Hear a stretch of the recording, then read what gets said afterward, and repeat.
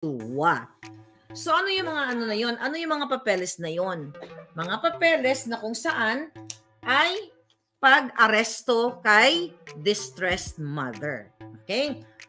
Piplay muna natin uli yung conversation ni Lisa, yung video na nag-viral na ito. Pero babalikan natin kasi may nadagdag tayo na ebidensya ngayong araw na ito at mahahabag kayo bilang isang ina, bilang isang magulang kung gaano kademonyo si Lisa Marcos at ang Marcos administration kung paano pina-extract o pinadukot ang mga bata sa Turkey. Balikan natin to mga kababayan. How are you? Teka, wait. Hi, Louie. How are you? I'm here in Bacolod, campaigning for my hubby, look, with Marie Chris and a bunch of gay people. But anyway, the reason why I called you is I have a favor to ask you. We gave all the documents, not to Mila, but syempre iba pag tumawag ka. A good friend of ours, Francis Chua, basically has a problem in Istanbul, in Turkey. So he went to court. The judge issued an order in his favor. So now we're just having everything authenticated so that it can be served in the embassy in Istanbul, right? So Mila has all the documents. I won't bore you with the details, but if you could call Mila and just give it a little push. Everything's above board, don't worry. I'm very good at that. But yeah, that's it. So I hope to see you soon. Okay. Grabe Bacolod. All we did here was eat, and eat. Okay, dear. I'll talk to you soon. Thank you so much. Bye-bye. Okay. So that was February 23 message. Okay na nakikipagsabwatan siya sa asawa ng DFA secretary nung panahon na yan. Okay, that was February 23 ang message na yan. Ito po yan, pinrint out ko. Ayan yung conversation nila. Okay, sa conversation nila, nakalagay dito February 23, ang sabi ni Lisa Tanas, the permit to travel was just approved.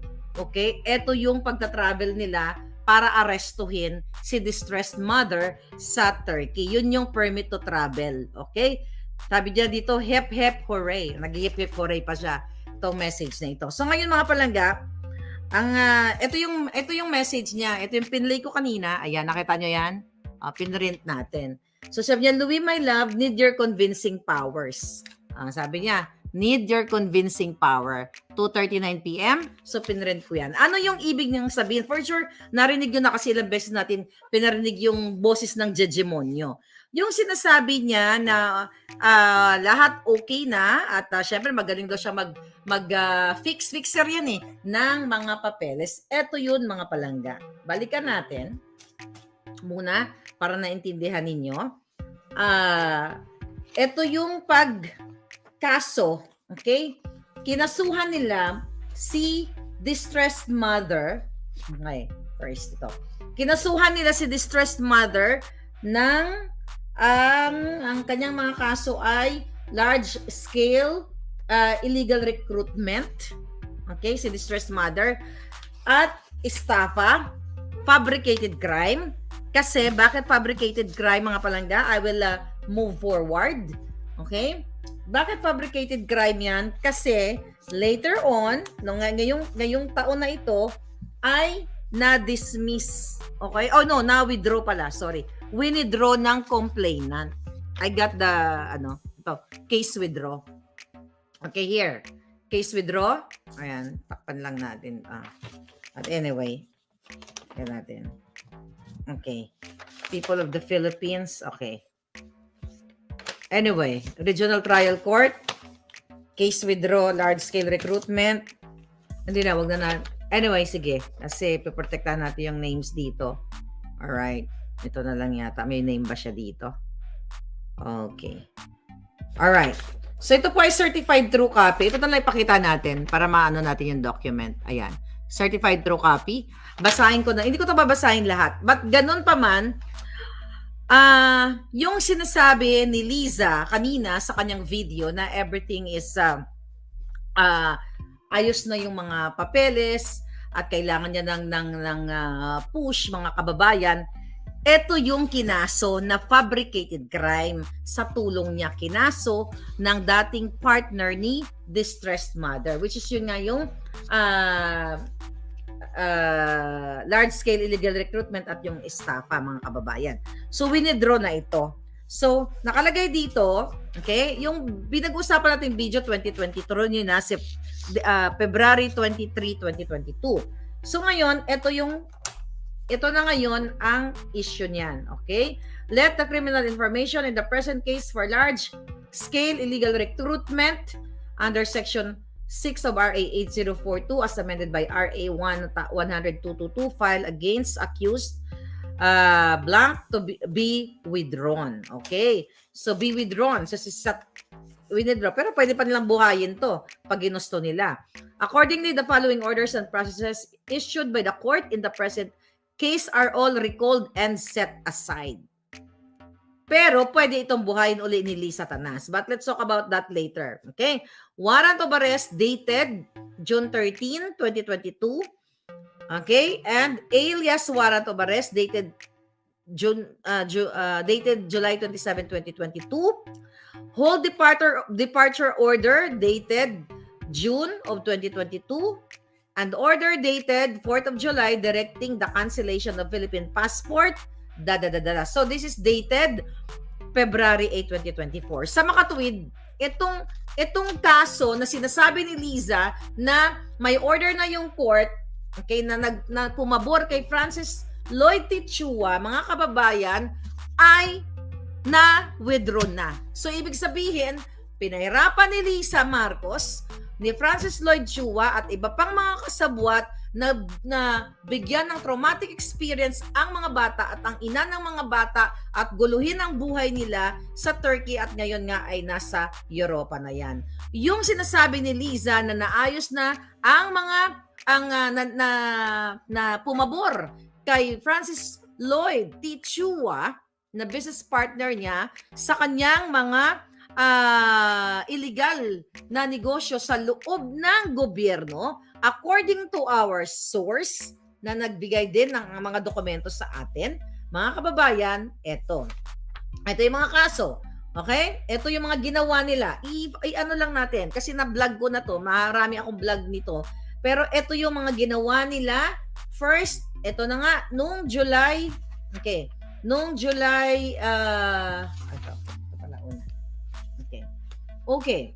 So, ito yung sinasabi niyang alias warrant of arrest na na-withdraw na. This was dated, mga kababayan, okay? Okay. Ang date nito is July 27, 2022. Ayan. People of the Philippines versus distressed mother, alias warrant of arrest.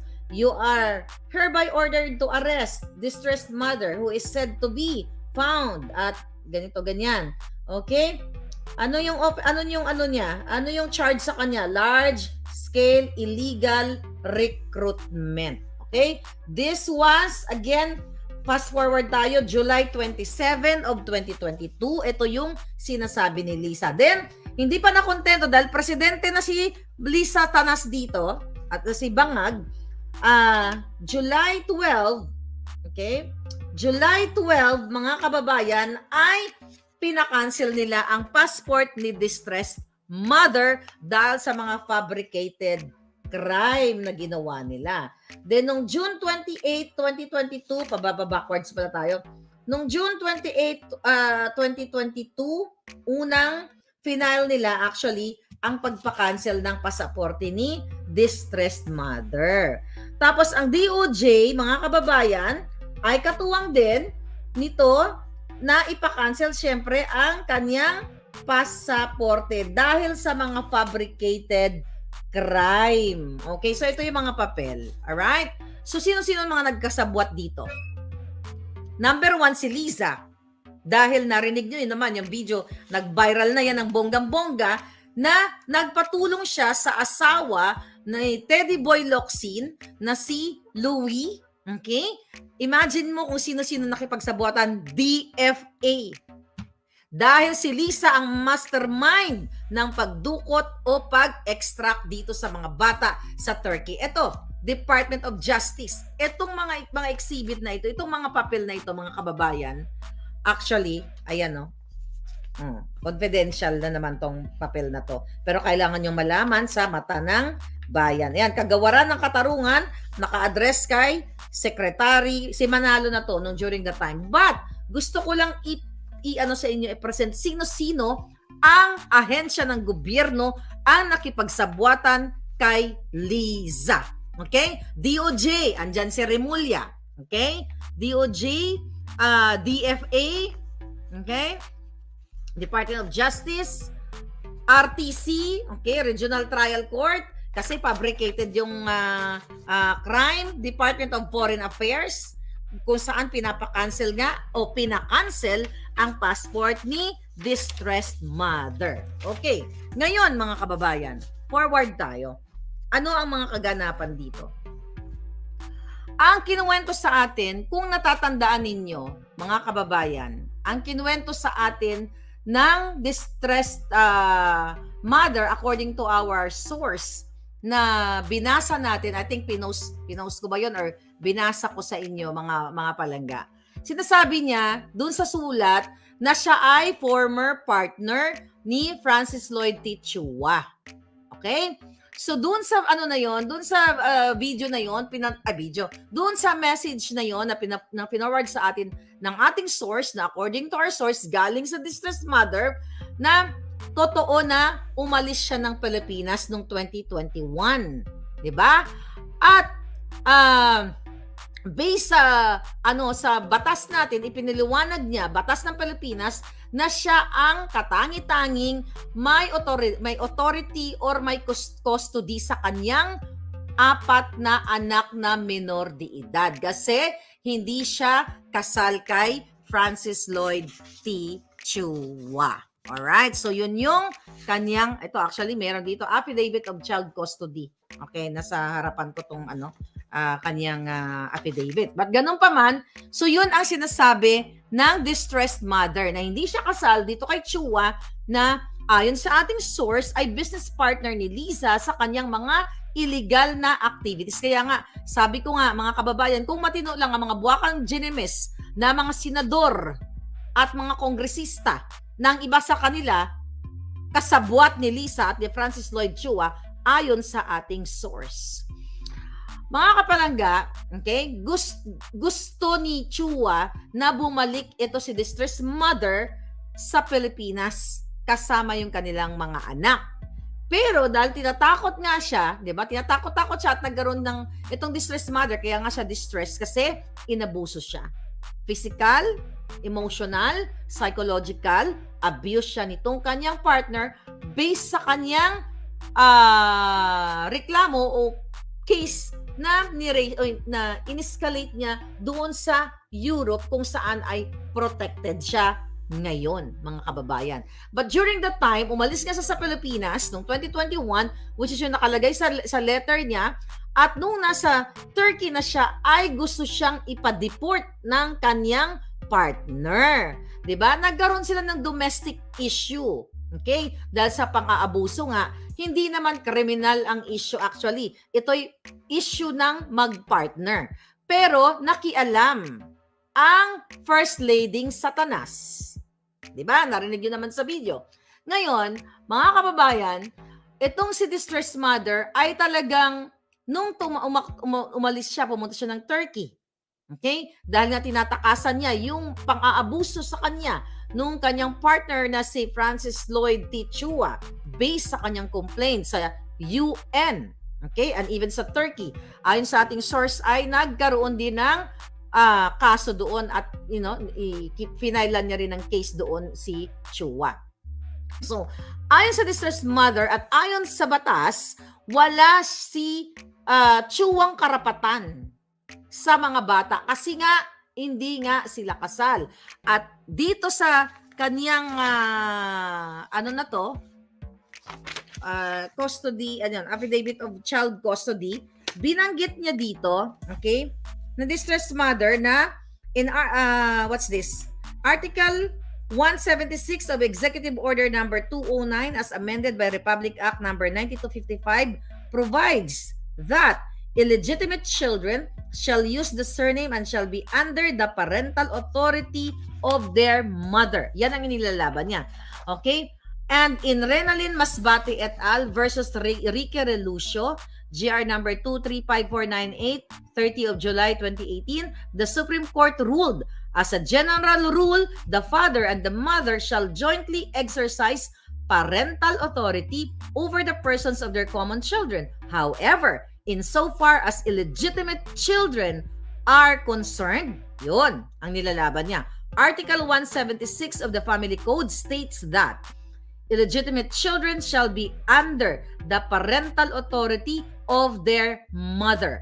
Accordingly, mothers such as Renalyn are entitled to the sole parental authority of their illegitimate children, such as Queenie, notwithstanding the father's recognition of the child. In the exercise of that authority, mothers are consequently entitled to keep their illegitimate children in their company, and the court will not deprive them of the custody. Absent any imperative cause showing the mother's unfitness to exercise such authority and care. So, ibig sabihin, mga palangga, based dito sa mga naipanalo ng kaso dito kay Renalyn Masbate et al. Versus Rique Relucio, ay si distressed mother ang may karapatan sa kanyang mga illegitimate children. Okay, so yun yung inilalaban niya based dun sa kanyang sulat, mga palangga, nung binasa natin last month. So, sinasabi ng distressed mother na walang kustodiya, walang kapangyarihan si Chua na kunin ang kanyang mga anak doon sa Istanbul dahil sa mata ng batas ay based dun sa binasa natin, wala talaga siyang karapatan sa kustodiya. Pero dahil magaling si Lisa mag-fabricate ng crime, kaya naman kinasuhan nila ng yun na nga, yung illegal large-scale recruitment. Okay? Illegal recruitment, itong si distressed mother, mga kababayan. So nakita nyo yung power ng isang ahas? Talagang gusto niya talagang hindi to tao si Lisa.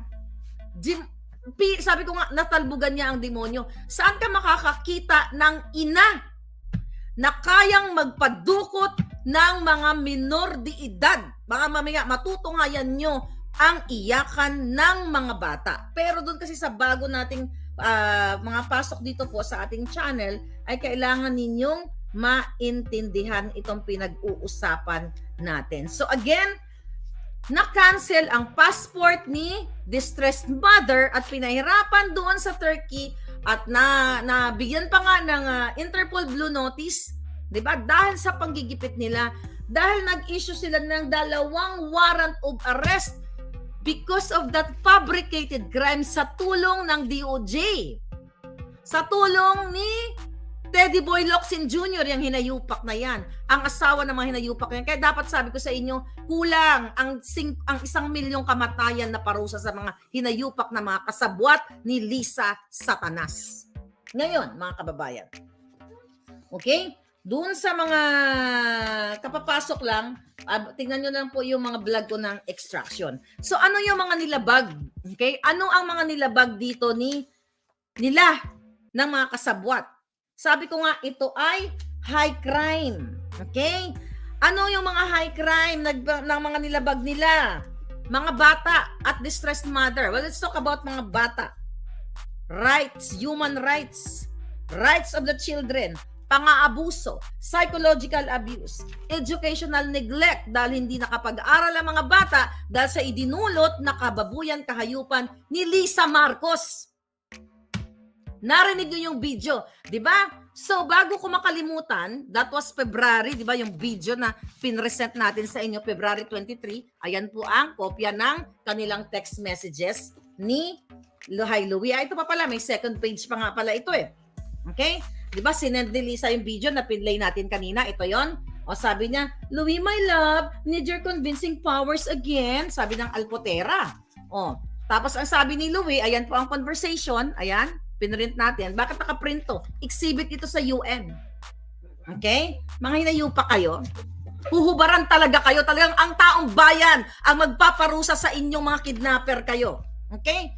Sabi ni asawa ni Teddy Boy Locsin Jr., spoke to Mila, told her to get it released today. Bakit ang asawa ni Teddy Boy Locsin Jr. ay mayroon ba siyang mandato o kapangyarihan na ayusin ang what? Ayan mga kababayan ang message. 3:53 p.m. Mayroon ba kapangyarihan ang asawa ni Teddy Boy Locsin Jr. nung February of 2022 para maniobrahin ang mga dokumento? Sumagot ka, Teddy Boy Locsin Jr. Sumagot ka, Louie. Sumagot ka, Lisa. Jutang ginimes yung lahat. Meron bang kapangyarihan? Ikaw, asawa ni Teddy Boy Locsin, na ayusin ang mga papeles. Now, ang sabi ni Lisa, I so love you, Louie dear. The-bribe mo pa. Can I get you anything from here? Inasal, perhaps, piyaya? We'll be here until Friday, so just holler, okay? Sabi niya, so love you. Thank you. Tapos pero sabi ni Louie dito sa February 23 pa rin to, hate to tell you there is a snag. Huwag ka magsisinungaling, Louie. Nakasama na kayo lahat. Ang mga pangalan ninyong kasabwat ni Lisa sa pagdukot ng mga bagets ng mga minor de edad.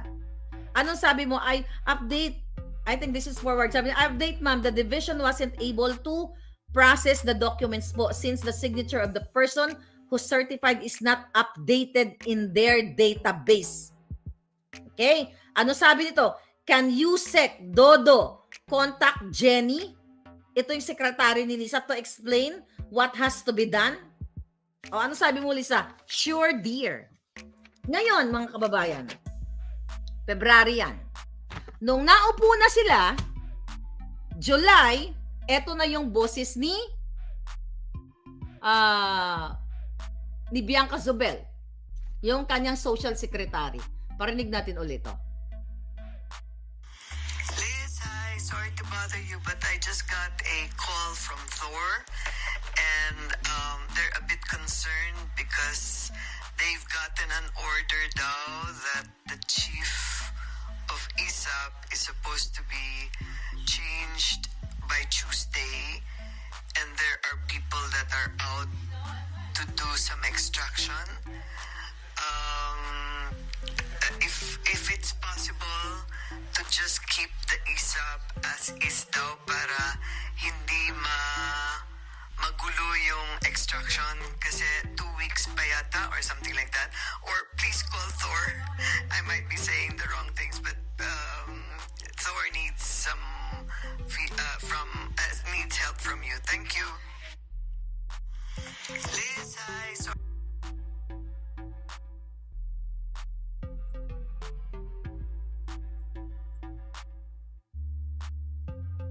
Okay. Nasundan niyo ba mga kababayan? For sure yung iba, yung mga nakapalo, nasundan niyo na. Yung una kong pinlaying video, February of 2022. Hindi pa si Marcos Jr. ang nakaupo. Yung pinlay nating audio, July of 2022. Ang tanong, 'di ba? Kinakausap ni Bianca Zubel, Social Secretary, na i-hold muna ang transition, ang pagpapalit ng ISAP officers. Okay? I-hold muna kasi daw maaapektuhan yung extraction or kidnapping o pandurukot sa mga bata. Nakita ninyo mga kababayan. Sa susunod na ipaparinig ko sa inyo, I don't know kung hindi kayo mahabag, mga kababayan. Alam mo kanina yung ano na to, yung video na to, this is video actually. Okay? Listen to this. Lisa, makinig ka. Demonyo ka. Hindi nyo to kakayanin mga palangga. I will muna, what do you call it? I-discuss ko muna sandali kung ano itong video na ito. Yung video na audio muna, audio. Ang ipa-play ko po sa inyong audio, ito ay conversation ng distressed mother at kanyang mga anak. Ano nangyari dito? Isang araw, noong August 23, nananahimik sila sa kanilang bahay. Although tuloy ang panggigipit ni Lisa Marcos at ni Chua, yung partner niya, kinatok sila ng pulis. Ito ay nangyari sa Turkey, okay? Kinatok ang mag-ina. 4 niyang anak, nanay, kinatok sila sa kanilang bahay ng mga pulis sa Turkey. At ang sabi, sila ay mayroon lamang na kukunan lamang sila ng statement. Okay? Since they're undergoing, okay, sa kanilang mga papers doon at dahil nga sa mga kasong itinanim, pinabricate ni Lisa at ni Chua at ng DOJ at ng DFA, lahat ng kasabwat dito, pumunta ngayon sila sa pulis na ang expectation nila ng mag-ina ay i-interrogate lang sila, may itatanong lang sila regarding sa mga case na hinaharap nila. But lingid sa kaalaman ng 4 na bata at ng kanyang ina ay nakaprograma na pala ang extraction, which is yung pinag-uusapan doon kanina, ang sinasabi ni Bianca Zubel. Okay. Mga kababayan, I think, kailangan nyo na itong mapakinggan. Mamaya ko na-explain ng iba. Lisa, makinig kang General. Marcos Bangag, makinig ka. Makinig kayo, lahat, senador, kongresista, lahat ng tao sa gobyerno, lahat ng tao sa Pilipinas, lahat ng Pilipino sa buong mundo. Makinig kayo kung ano ang ginawa ni Lisa Marcos, ni Chua na panggigipit sa mga minor de edad.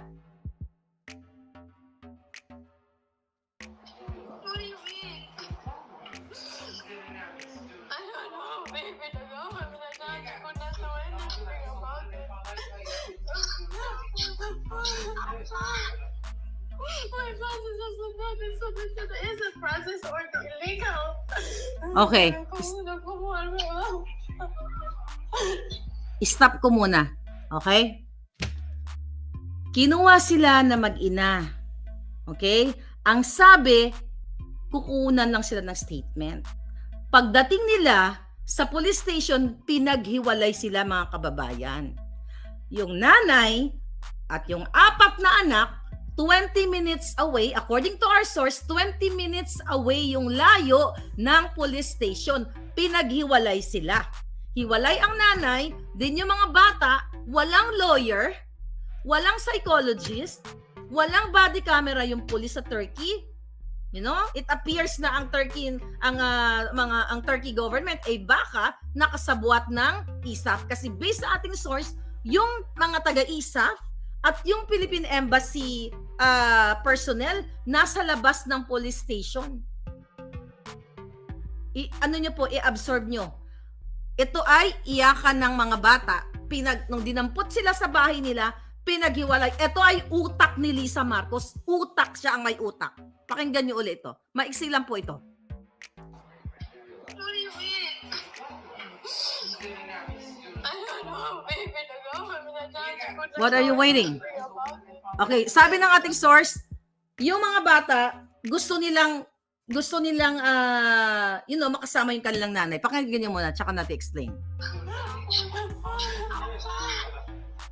My process doesn't know that so much that is a process or illegal.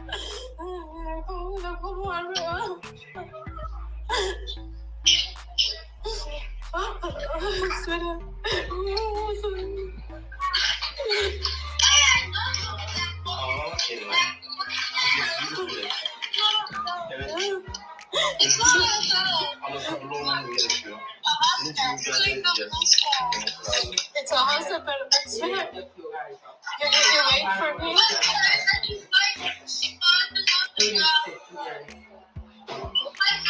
It's not I'm gonna be separated from mom. I can't see mom. Mom, I'm not going there. I'm not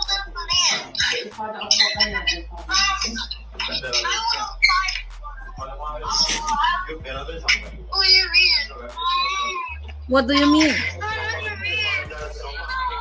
Tell me, how much the government can protect my children than I do?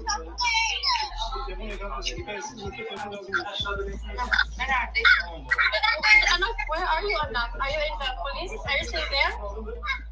It was supposed to give the phone. After the dormitory, you can talk with them.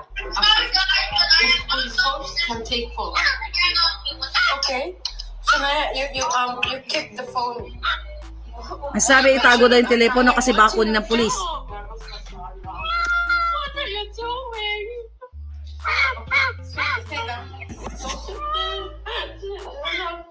Save your battery so that. Nagkarugtong yan mga palangga. Medyo malabo yan pero in-explain sa atin ng source kung ano yung mga sinasabi ng bata na sinulat po natin. To. Say them be calm and keep your phone. It's important. Keep your phone. Keep your phone. Pinapatabi yung phone. What did you say? Can I get the children tomorrow? After the interview was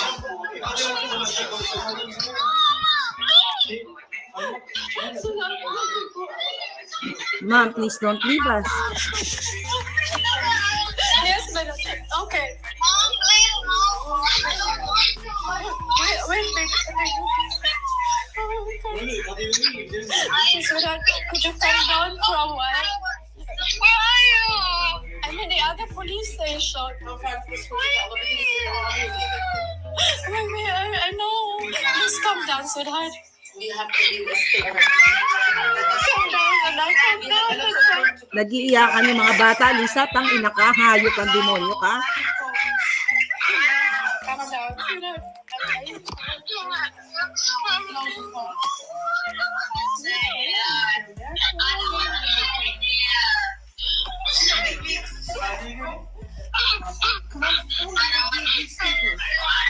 Sweetheart, I'm gonna give you a statement. I'll call you back, sweetie, baby. Don't this phone, sweetheart. You're the mother now. I'm gonna tell you. Wait, wait. Stop crying, sweetheart. Wait, the baby. You'll fight, don't worry. Mommy will fight, don't worry. Mommy will fight. Sabi ng bata, what do you mean? Can you speak to Kuya Shadi? You're leaving us?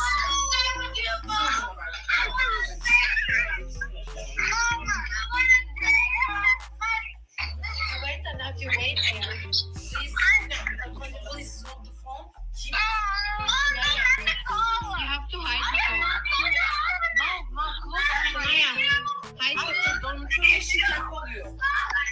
Please. Wait, anak, wait. Don't leave us, sabi ng mga bata. I'm sorry. I'll call you back, anak. I'll call you.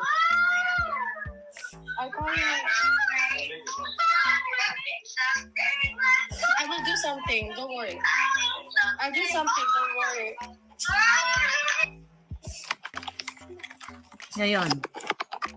Ngayon, sabihin nyo. Tatahimik pa rin kayo? Ano sabi ng mga bata? Medyo malabo lang dahil, nakita nyo naman yung video. Yung kanilang conversation.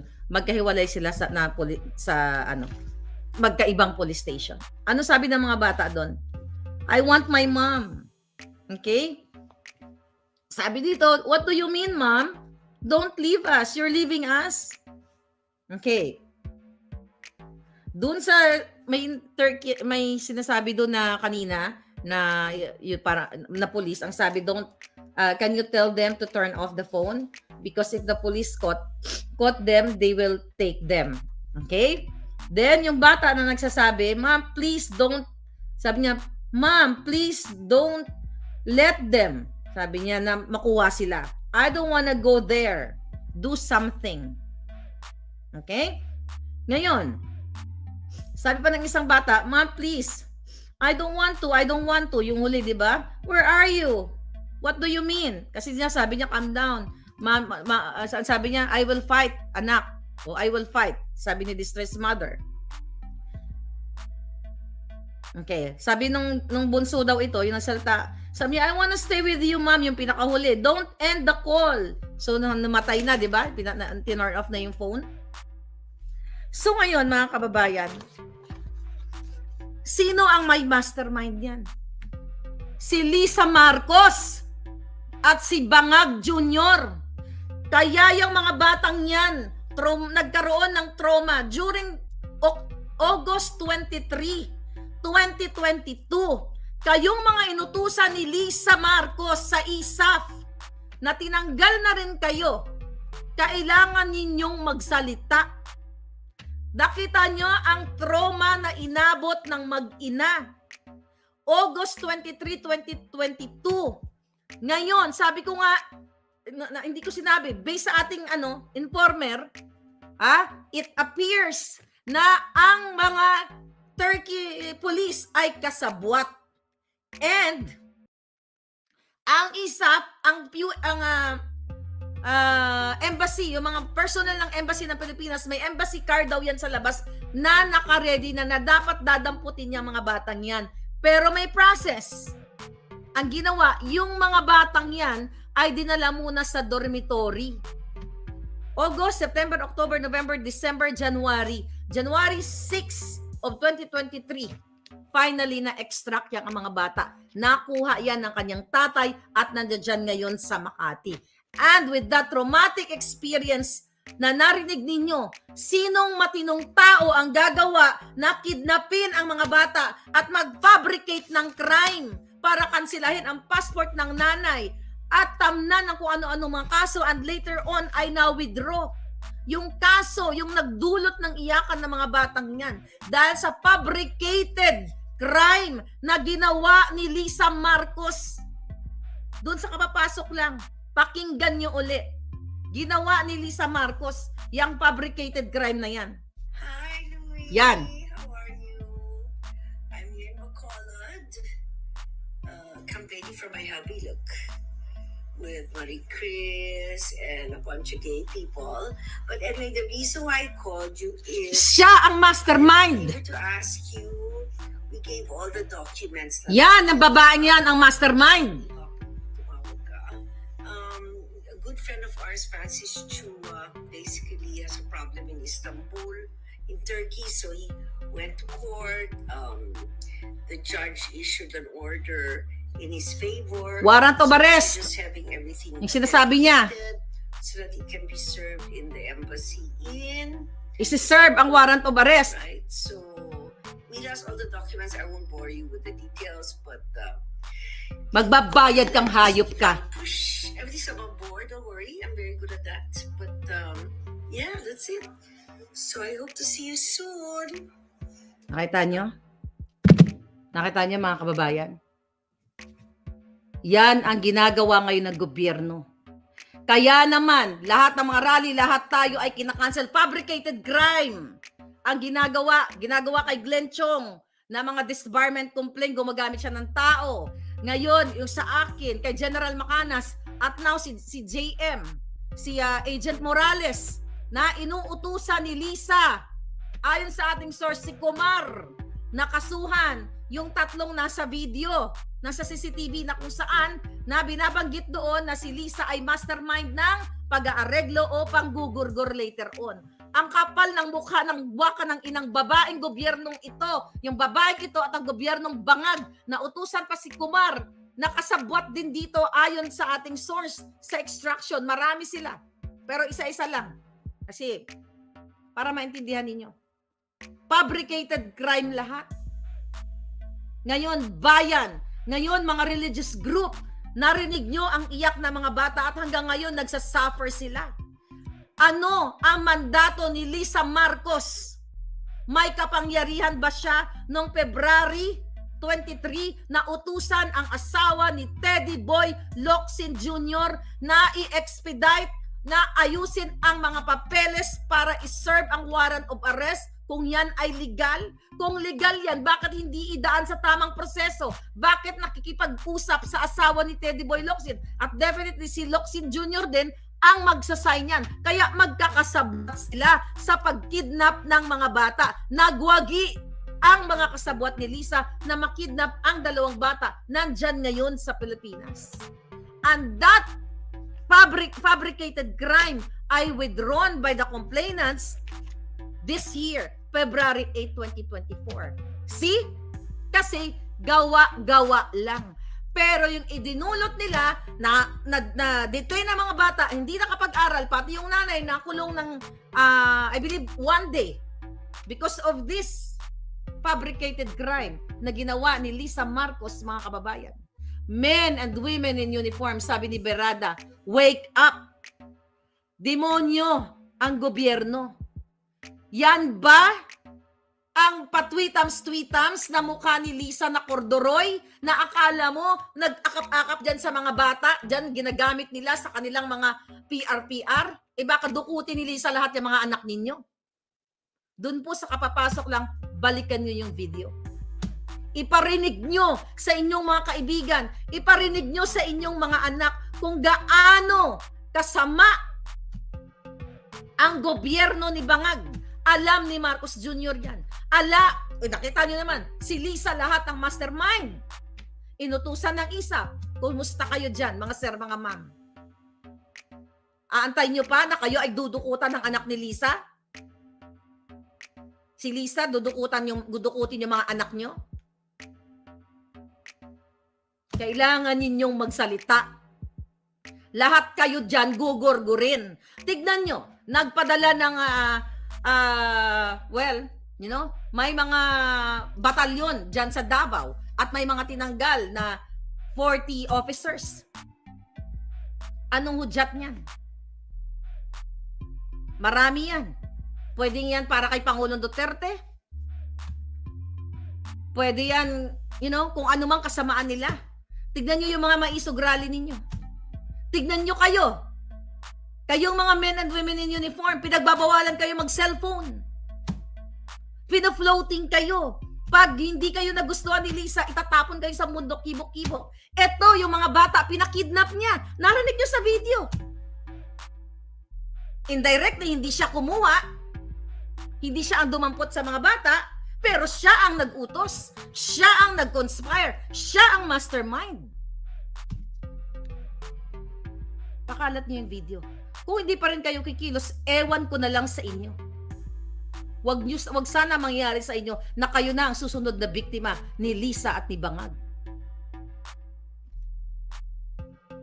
Ang mga bata ngayon nagti-therapy. Even yung mga bata, okay, 2 lang yung nakuha niya. Yung dalawa na doon sa Europe ngayon. At patuloy na hinahunting ni Lisa Marcos. Kasi nga na-expose ito. Pinagbibintangan niya, okay, yung distressed mother ang nagbigay nito sa akin. But dahil itong mga ebidensya na ito, marami pa actually, ikinalat ng distressed mother sa kanyang mga amiga. Kasi may death threat din siya. Gugurgurin din siya. Kaya isa siguro sa mga amiga niya, although hindi nagpakilala yung ating informante, mga palangga, isa sa kaibigan niya ang nagbigay sa atin. Ngayon, well, actually, mga kababayan, wala nang kwentang manawagan sa asangay ng gobyerno, PNP, DOJ, DFA, lahat wala. Hawak, magkakasabot sila eh. Kanino kalalapit? Sa taong bayan. Kayo ang dapat tumulong dito. Paano kayo tutulong? Kailangan nyo magsama-sama dyan sa Pilipinas. Wala na pong pag-asa sa bangag na gobyerno. Lahat ang mga pulburon, sila ang nagmamanufacture. Sila kasabot si Lisa, kasabot si Marcos Jr. Yung kumusta na ang hearing? Wala, di ba? Yung PIDEA leaks, yung mga ulul na mga senador, tignan mo, kinontempt si Morales dahil nagsasabi ng katotohanan na bangag si Marcos Jr. Yung hearing sa Lotto, ano nangyari kay Tulfo? Wala. Nabayaran na rin, no? Tulfo, magkano? 1 bilyon. So, sino maasahan nyo? Sino ang kakampi nyo, mga kababayan? Wala ng Senado. Wala ng Kongreso. Lahat magkasabot. Ngayon, nasa bakasyon sila. Nasa ibang bansa sila. Nilalamon ang pera ninyo. Habang si Marcos Kuting ay nasa Brunei. Si Lisa inom ng inom, laklak ng laklak, pulburon ng pulburon sa Malacanang sila. Gusto niyo pa rin sa bangag na gobyernong ito? sa bangag na administrasyon? Nasa mga kamay nyo yan. Nasa inyong desisyon yan.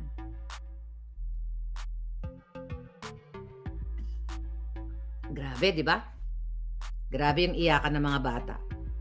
Magkabilang police station, ang sabi, i-interrogate lang, parang yung Turkey, parang Pilipinas din ang dating, ano? Mala mafia. I'm giving you the ball. Binibigay ko sa inyo yung desisyon.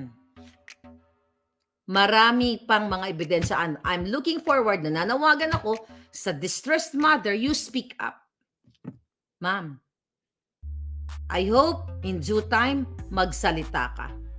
Kasi nakarating sa akin na marami kang hawak na ebidensya na nagsasangkot kay Bangag Jr., kay Lisa Marcos sa mga illegal na business, and based sa ating source, according sa ating source, kasama si James Kumar na extortionista. Ayon sa ating source, si Francis Lloyd Tichua, si Tambaloslos, at iba pang mga senador. Takot kayo? Kasi baka kasama kayo sa listahan. In due time, ilalabas ang mga pangalan ninyo. And I hope may tapang itong mother, distressed mother, na harapin ito, mga kababayan. Dinig na dinig ninyo ang pag-agaw ni Lisa ng karapatan ng mga batang mabuhay kapiling ang kanyang ina. Inagaw ni Lisa ang karapatan ng mga batang lumaki ng normal.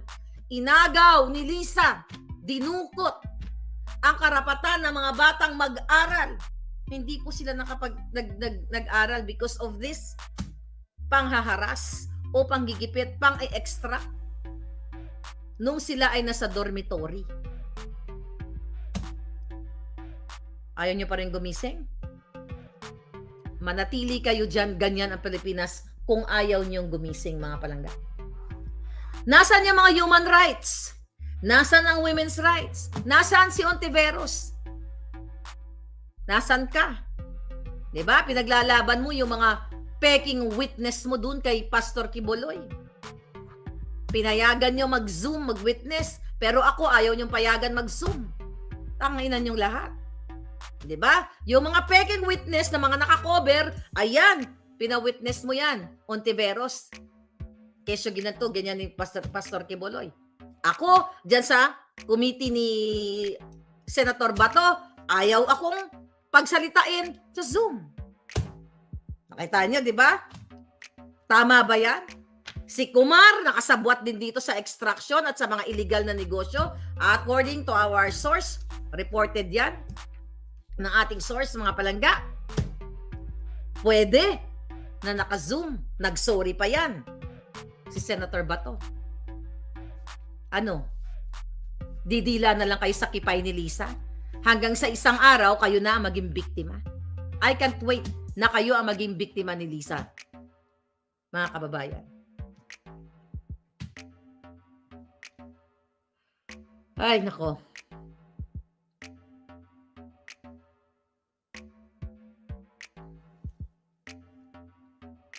Matagal na kaming gising.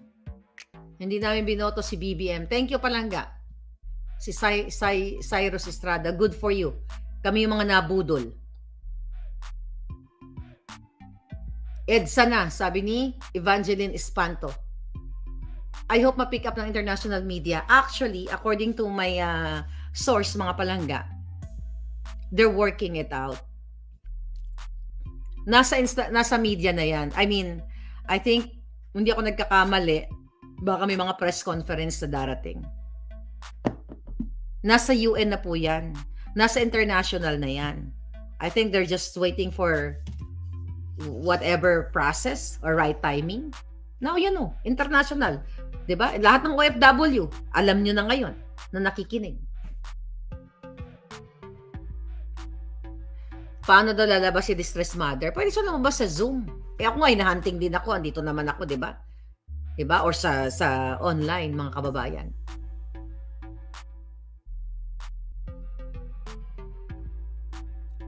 Yeah, palaganap nyo. Well, ano na yan, may ginagawa na yan. Actually, ako rin may ginagawa sa'yo, Lisa. Hindi ka makakaligtas.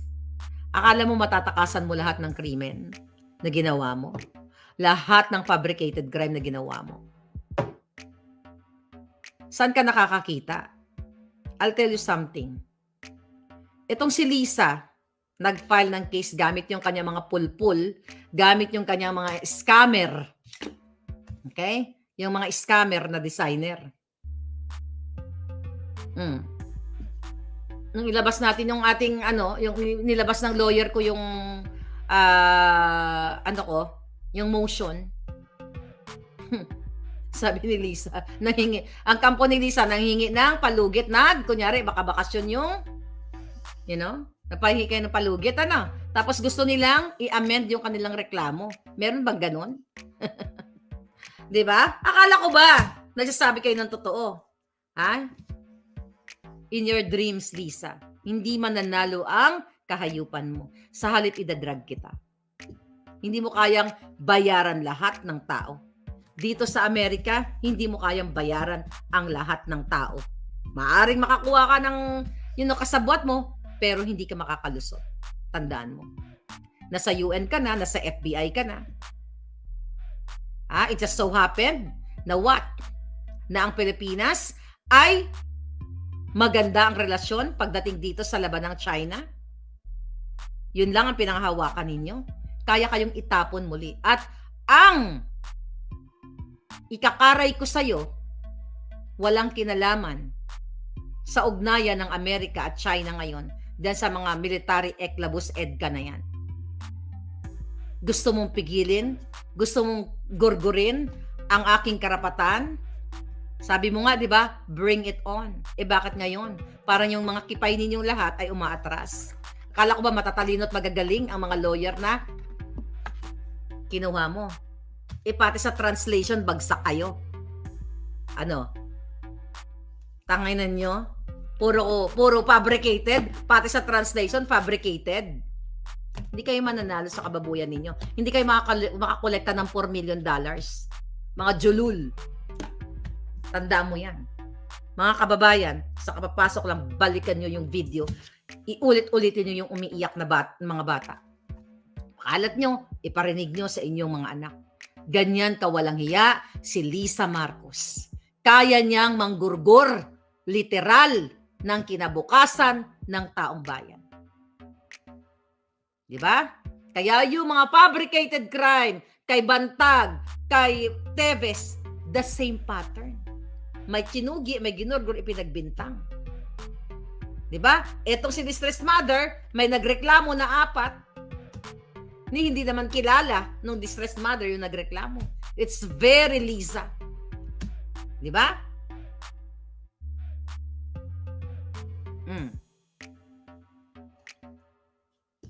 Yan, mga kababayan. So, mga palangga, nakita niyo itong mga hawak ko to. Napakadami ng mga confidential. Ito, lahat ng mga exhibit nandito. Ang dami nito. Babalik natin sa dilaw na folder. Imagine mo, sabi ng bata, "Ma'am, do something." Okay? "Ma'am, please don't leave us. Don't let them. I don't wanna go there. Please do something," sabi ng bata. Grabe, mga kababayan. Alam mo, itong si Lisa, ito na kung may makilala kayo yung mga serial killer o lahat ng mga demonyo na napapanood nyo sa palabas, mas demonyo to. Mas jejemon to kasi uma-acting na akala mo matino dun sa mga ginagamit yung mga bata, di ba? Iniimbita, inayakap-yakap niya kunyari yung mga bata, pero kidnapper, smuggler, gorgorera, lahat ng kasamaan nasa iyo na. But, mga kababayan, may katapusan ang lahat. Lahat ng ito matatapos din. Baka hindi na magsona yung mga yan. Yun lang muna, mga palangga. Hindi na magsusona yan. Pag kayo ay umaksyon, wala ng SONA. Pero kung hindi kayo action, magtiyaga kayo na may bangag kayong presidente at meron kayong kidnapper, smuggler, polboronic na pamilya. Mga bangag silang lahat. Nakita mo yung mga ngiwi ni Kuting, solid. Diba? You have to act now. Mga sir, mga ma'am. You have to act now. Kung ayaw nyo mag-act, ay magtiyaga kayo sa bangag. Pero kung mag-act kayo, sa July, hindi na makakapag suot ng butod na gown niyang si Lisa na yan. You have to act now, mga palangga. Nakakawawa ang itsura ng... Play nga natin ulit sa mga kapapasok lang. Kawawa yung mga bata. Ito po ulit, yung iyakan ng mga bata. Say them be calm and keep your calm. It's important now, okay? Keep your calm. I can understand. Baby, could you come? What did they say? Can I get the children tomorrow? You're not gonna reject me, my children. Can I get the children tomorrow? Actually, Ilby was